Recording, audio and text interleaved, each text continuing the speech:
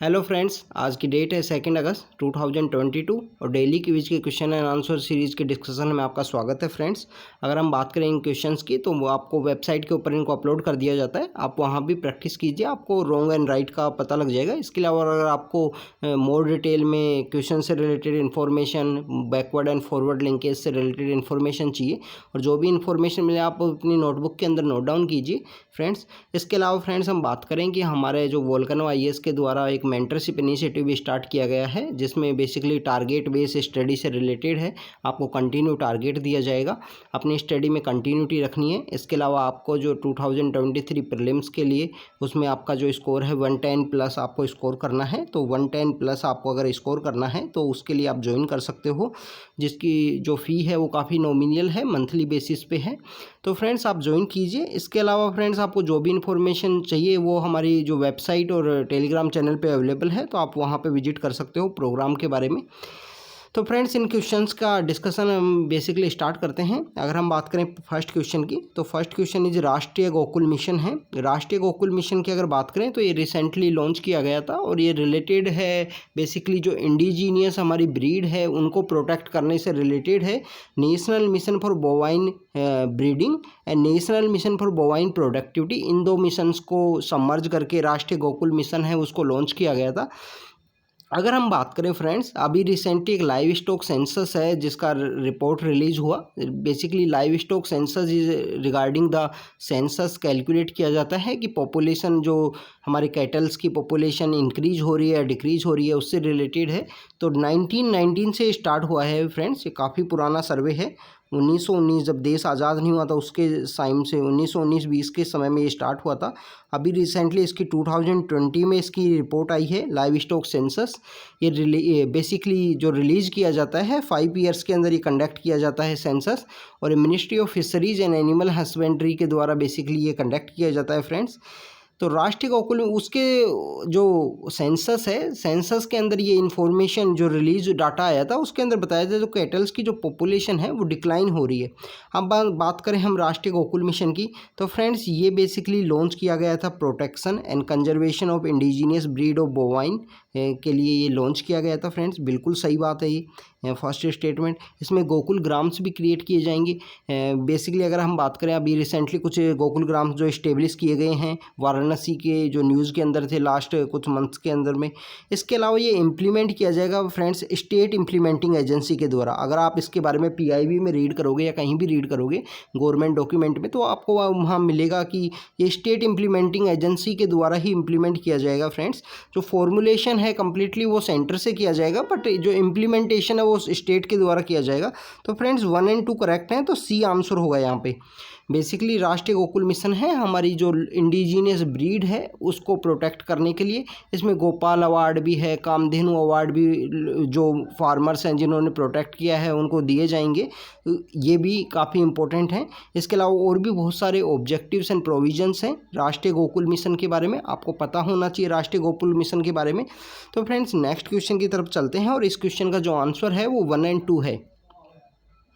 अगर हम बात करें नेक्स्ट क्वेश्चन की, next question is about the lumpy skin disease से रिलेटेड है फ्रेंड्स। आज जो दाएं हिंदू के अंदर में न्यूज़ के अंदर में था लंपी स्किन डिजीज़।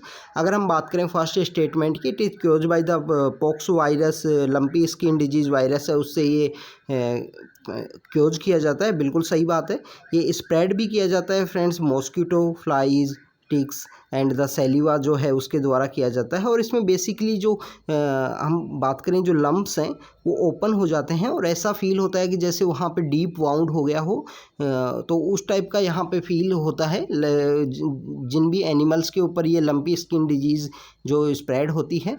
अगर हम बात करें इंडिया में तो पहली बार 2019 के अंदर में 2019 के अंदर में पहली बार 2019 के अंदर मयूरभंज एक डिस्ट्रिक्ट है उड़ीसा का, वहाँ पे पहली बार जो लंपी स्किन डिजीज़ का जो केस है वो सामने आया था। अभी रिसेंटली भी कुछ केसेस हैं जो सामने आए हैं, तो आपको पता होना चाहिए फ्रेंड्स लंपी स्किन डिजीज़ जो कैसे चल रही है। कोई वायरस के द्वारा ये किया जाता है या बैक्टीरिया के द्वारा किया जाता है, तो बेसिकली ये वायरस के द्वारा किया जाता है क्योज तो स्टार्ट किया जा रहा है। और ये स्प्रेड होता है मॉस्किटोज़ के द्वारा। आपको ये पता होना चाहिए कि मॉस्किटो, फ्लाइज, टिक्स या सेलिवा के द्वारा ये स्प्रेड भी होता है। तो फ्रेंड्स अगर आंसर की बात करें तो डी आंसर होगा करेक्टली। तीनों जो स्टेटमेंट हैं वो करेक्टली में करेक्ट हैं। This is all about the lumpy skin disease. हम नेक्स्ट क्वेश्चन की तरफ चलते हैं। Friends next question is about the Lingaraj temple से रिलेटेड है और आपको बेसिकली पता होना चाहिए कि लिंगराज टेम्पल कहाँ पे सिचुएटेड है, इसके बारे में आपको पता होना चाहिए। अगर हम बात करें फ्रेंड्स लिंगराज टेम्पल की, तो लिंगराज टेम्पल उड़ीसा की जो कैपिटल है भुवनेश्वर के अंदर लोकेटेड है और लार्जेस्ट टेम्पल है भुवनेश्वर का। इसकी अगर बात करें कंस्ट्रक्शन की, तो इसको जजाति केसरी के द्वारा कंस्ट्रक्ट किया गया था, बट इसको कंप्लीट किया जाता है लतेंद्रा केसरी के द्वारा 10th एंड 11th सेंचुरी के समय में। भगवान शिव को डेडिकेटेड है, बट मेन डाइटी है जो इसके अंदर टेम्पल के अंदर वो हरि एंड हरा विष्णु एंड शिव को बेसिकली प्रेजेंट करते हैं। स्वयंभू इनको बोला गया है, जो लिंगराज वर्ड है उसका मतलब है स्वयंभू, तो बेसिकली स्वयंभू यहाँ पे बोला गया है। टेम्पल को रेड सैंड स्टोन्स के थ्रू बिल्ड किया गया है और कलिंगा स्कूल ऑफ आर्किटेक्चर को एक परफेक्ट एग्जाम्पल है फ्रेंड्स। तो दोनों स्टेटमेंट करेक्ट हैं, सी यहाँ पे आंसर होगा। तो फ्रेंड्स अगर हम बात करें यहाँ पे कलिंगा स्कूल ऑफ आर्किटेक्चर की बात की गई है, आपको पता होना चाहिए कि जो नॉर्थ इंडिया में जो टेम्पल्स का आर्किटेक्चर है वो काफ़ी तरीके से किया जाता है। उन्हीं के डिफरेंट स्कूल्स हैं, जिसमें कलिंगा स्कूल ऑफ आर्किटेक्चर है। कलिंगा स्कूल ऑफ आर्किटेक्चर की बात करें तो बेसिकली ये उड़ीसा के आसपास जो डेवलप हुई हैं, इसके अंदर बेसिकली कुछ इनके फीचर्स हैं, जिसमें एक्सटीरियर वॉल्स जो टेम्पल की जो बाहर की दीवार होती है वो लेविसली डेकोरेटेड होती है, काफ़ी स्कल्पचर काफ़ी अच्छे से उसको डेकोरेट किया जाता है। बट जो इंटीरियर वॉल होती है वो काफ़ी प्लेन होती है, जो अंदर की जो मंदिर की दीवारें होती हैं वो काफ़ी प्लेन होती हैं। इसके अंदर पिलर्स यूज़ नहीं किए जाते हैं टेम्पल के अंदर में, नो यूज़ ऑफ पिलर्स। शिखर जो होता है टेम्पल का, जो शिखर होता है उसको बोला जाता है रेखा डोल उसको बोला जाता है। मंडप का जो नाम है वो नाम है जगमोहन, मंडप का जो नाम है वो जगमोहन नाम है। जो शिखर है उसको बोला जाता है फ्रेंड्स रेखा डोल इसको बोला जाता है। इसके अलावा जो बाउंड्री वॉल होती है टेम्पल की, वो बेसिकली नॉर्दर्न इंडिया के जो टेम्पल्स हैं उनकी बाउंड्री वॉल नहीं होती है, यहाँ पे बाउंड्री वॉल होती है। वो शो करती है कि द्रविडियन स्टाइल ऑफ आर्किटेक्चर है टेम्पल्स का, उस वहाँ पे जैसे बाउंड्री वॉल होती है उस टाइप से यहाँ बाउंड्री वॉल है। और जो मेन टेम्पल है कोर एरिया ऑफ टेम्पल वो स्क्वायर शेप में होता है फ्रेंड्स। तो ये कलिंग स्कूल ऑफ आर्किटेक्चर के कुछ एग्जाम्पल हैं, कुछ उसके फीचर्स हैं।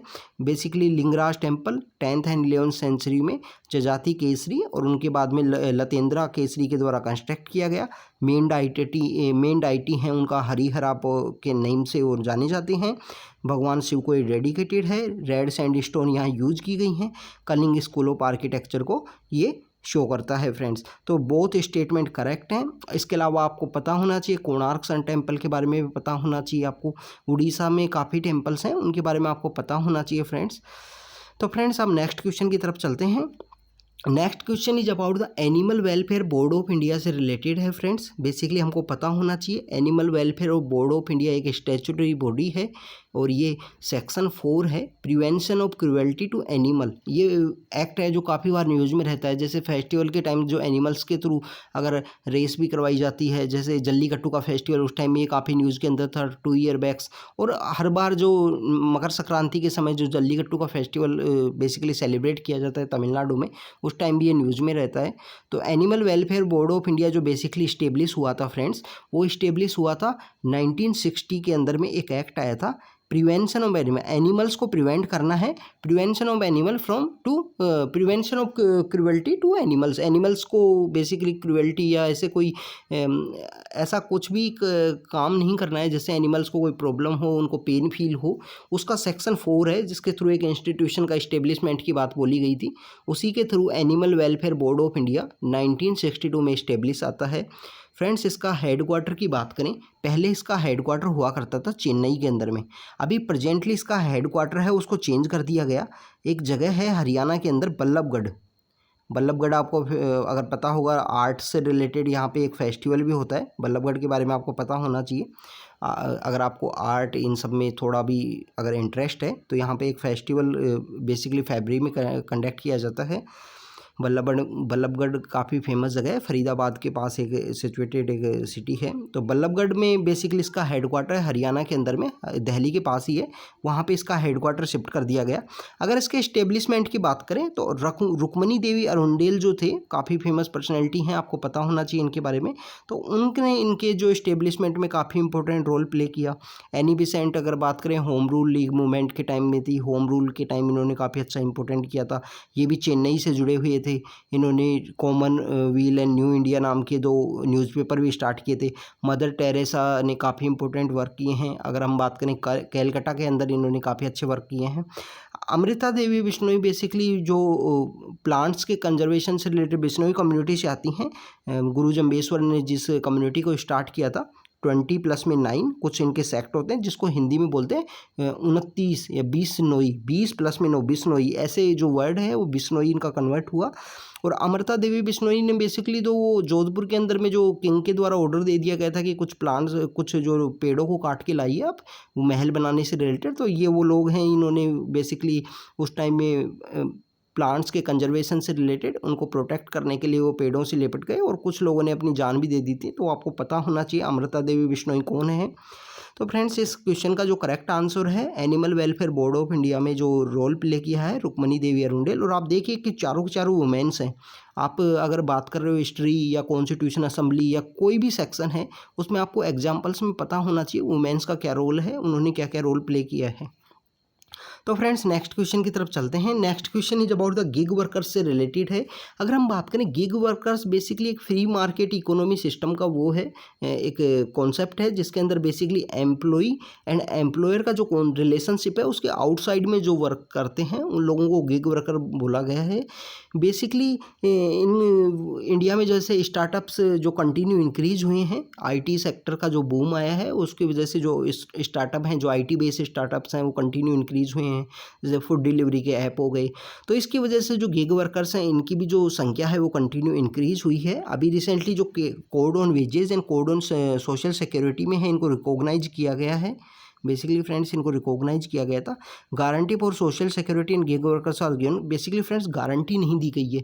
एक तो गिग वर्कर्स डिफाइन नहीं है कि सेंटर की लिस्ट के अंदर आएंगे या स्टेट की लिस्ट के अंदर आएंगे, अभी तक डिफाइन नहीं है। दूसरा ये है कि इनको रिकॉग्नाइज तो किया गया है बट अभी गारंटी इनको नहीं दी गई। एलिजिबल हैं ये, पर eligibility date does not mean they are given the guarantee. Guarantee इनको गवर्नमेंट के द्वारा कोई गारंटी नहीं दी गई है। बेसिकली सोशल सिक्योरिटी से रिलेटेड जो स्कीम्स हैं वहाँ पे। तो बेसिकली फ्रेंड्स अगर यहाँ पे बात करें आंसर की तो ए यहाँ पे आंसर होगा। और आपको गिग वर्कर्स के बारे में पता होना चाहिए, डाटा पता होना चाहिए इंडिया में बेसिकली। और ये कौन सी कॉलर जॉब के अंदर काउंट किया जाता है, ब्लू कॉलर जॉब है या वाइट कॉलर जॉब है, इसके बारे में, या कौन सी कॉलर जॉब है उसके बारे में आप कमेंट सेक्शन के अंदर बताना। गिग वर्कर्स के बारे में आपको पता होना चाहिए, कंटिन्यू बूम सेक्टर है और इससे रिलेटेड क्वेश्चन आ सकते हैं। तो फ्रेंड्स यहाँ पे ए आंसर होगा। और फ्रेंड्स आज के डिस्कशन में इतना ही है। अगर आपको ये वीडियोज़ सही लगते हैं डिस्कशन के तो आप अपने फ्रेंड्स के साथ शेयर कीजिए फ्रेंड्स। और thank you very much friends.